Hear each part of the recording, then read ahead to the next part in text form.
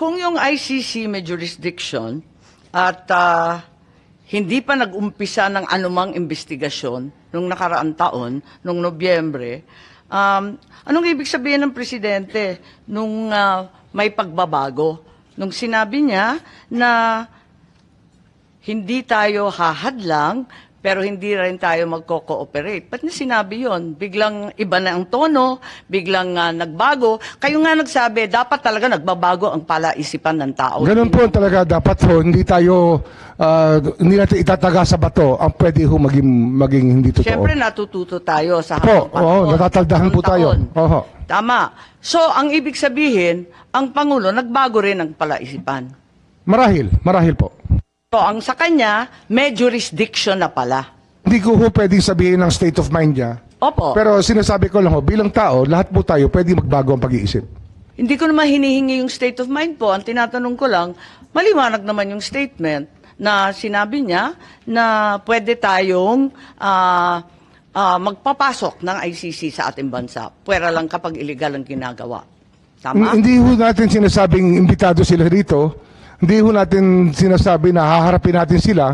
Ngunit ang tao ho ay labas-pasok sa Pilipinas. Pero hindi tayo po ay mga being very hospitable people, we welcome all people who want to partake of the beauty of our country. Ayun po yung ating pinag-uusapan dito. Pero hindi po ba yung mas maagang mga statement, yung mga unang statement, talagang hindi daw siya lalahok sa anumang investigasyon. Ngayon, hahayaan lang niya. Tama po. Marahil po, marahil. nagbago. Sabi ko nga ho, Nagbabago naman nga. Nagbabago naman ang pagtingin natin lahat sa buhay. Hindi naman po ang pagtingin natin nung tayo 20 anyos at ngayon ay pareho pa rin. Sana naman na tumatanda rin po tayo. Natututo rin po tayo. So do you mean to tell me that after saying 100 times that the ICC has no jurisdiction, the President at the 101st time changed his mind and determined that there was somehow some kind of jurisdiction that allowed them to come here and investigate? I cannot comment on his state of mind when he said that. I don't think it's a question of state of mind, sir. It's statements. His statement would speak for itself. When did the executive then change his mind, given that we are admitting he changed his mind, at least to some degree? Well, I cannot agree to the... I mean, the question, ma'am, is very vague, if you ask me. Hindi, nagbago, di ba? Nung una, sabi niya talagang haharangan niya. Because at I cannot, bawal, as I said earlier, ma'am, Tapos biglang sinabi na bukas ang Pilipinas. Kung nag-iimbestiga sila, papasukin. Pwera lang pag may ginagawang illegal o may krimen. Again, I can say that hindi ko ako pwedeng magkomento sa state of mind niya. Kung paano ho nag-iisip ang Pangulo, hindi pa ako tinatanong kung galit, wala naman akong tinatanong kung masaya. Yun ang state of mind. Ang tinatanong ko, dun sa sinabi, hindi ba maliwanag na nag-iba? Sabi ko nga ho, lahat tayo nagbabago ng pag-iisip sa pagdaan po ng panahon. Okay. Tayo po ay natututo naman ng unti-unti at nauunawaan natin ng gusto ang pangyayari sa paligid natin. Kung aaminin natin na nagbago ang pag-iisip, bakit? At kailan nagbago yung pag-iisip natin tungkol sa jurisdiction ng ICC? Bakit? At meron bang dahilan? Baka may alam ang DND, baka may alam ang NSC, para maintindihan natin kung saan na tayo ngayon. Kasi tayo ay nag-iimbestiga in aid of legislation. Gusto ko malaman saan ba tayo patungo. Ano na ba ngayon? Palibasa, eto nga, admitido natin, nagbago. Kung nagbago, saan na tayo ngayon? Siguro po yung pag-unawa po ng ICC jurisdiction. Kasi nung nag-a-apela pa tayo sa ICC, na sinasabi natin na hindi tayo saklaw dito, marahil yung isang pagising natin sa katotohanan na ang hinahabol ng ICC ay hindi naman bansa, ngunit individual. Marahil yun po yung pag-unawa na nagbago sa ating lahat.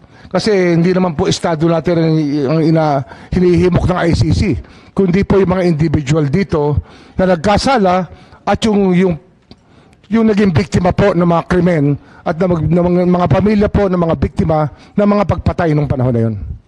Okay. At sabihin natin may limited cooperation sa ICC. sabihin natin, nung 13 November, si ASEC ES Bersamin pala, ay nagsabi that if the ICC refers the process to Interpol, which may then transmit a red notice to the Philippines, the government will feel obliged to consider the red notice. Parang may ganon, may statement ba dyan? Yung kay ES Bersamin. Alala ko po yung statement na yun.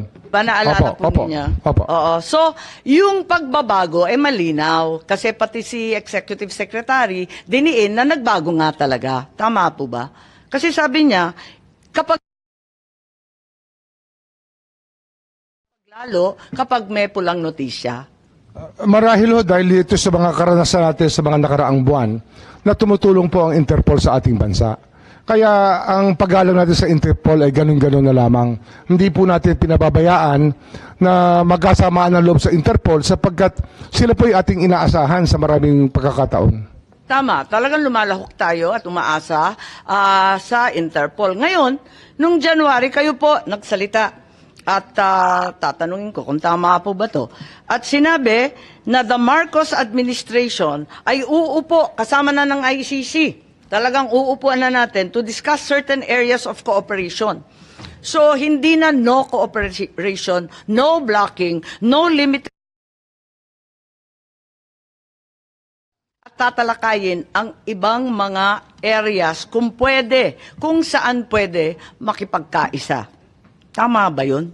Hindi ko ho naalala yung statement. January 2025 po, sinabi ninyo, uupo kayo kasama ng ICC para malaman doon sa kanilang investigasyon ukol sa libo-libong pagpapatay ng drug war ni Presidente Duterte. Sabi mo, ayon sa report, na yung cooperation with an international tribunal ay pinapayagan sa ating batas. At yung ICC representatives have been going in and out of the country without any of us raising anything. January 2025 po. So ano ho yung tanong? Ang sinasabi ko, what happened to the President's statement that the government will not lift a finger?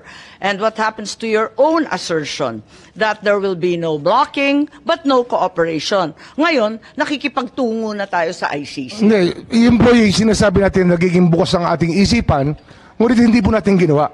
Hindi po tayo nakiupo, hindi tayo nakipag-usap. Yun po yung malinaw sa lahat. Pero handa kayo nun, ngunit hindi natuloy. Ganun po ba? Marahil ho, kung meron hong tutulay, pero wala naman hong tumuloy eh. Kaya wala hong nangyari. Pero meron rin kayong sinabi that the ICC representatives as of January 2025 have been going in and out. Labas-pasok sila sa ating bansa. Hinahayaan lang natin. Hindi ko po hindi ko ho alam yung pagpasok at paglabas nila. Meron po Wala po akong kaalaman sa pagpasok at paglabas. Marahil sa kanilang pag-iimbestiga, labas-pasok sila rito. Ngunit wala akong nagsasabi sa akin na ICC po yung labas-pasok dito. Wala pong akong report sa immigration. Wala po akong report sa ating mga... Kayo po nagsabi, kaya ako naalaman na may ICC representatives na labas-pasok dito sa ating bansa na hindi tayo umaalma, hindi tayo nagrereklamo. Yun na ang pagkasabi po ninyo. Sabi nga namin dati pa, kung wala ho silang nilalabag na batas, ay malaya po silang maglabas-pasok sa ating bansa. Katulad po ng kahit sino pang turista o sino pong nais bumisita sa ating bansa. Iba po yung pakay ng turista, iba naman yata ang pakay ng kinatawan ng ICC. So, nag-iba na talaga. Sa bandang January ng 2025, hinayaan na natin sila na lumabas-pasok dito sa ating bansa. Ganun po ba? Hindi po wala tayong hinahayaan, hindi lang ho tayo nagtatanong kung hindi natin tinatanong ang lahat ng labas-pasok dito kung sila po ay ICC. Pero kasi nga sa dami po ng labas-pasok sa atin, hindi po natin tinatanong. So hanggang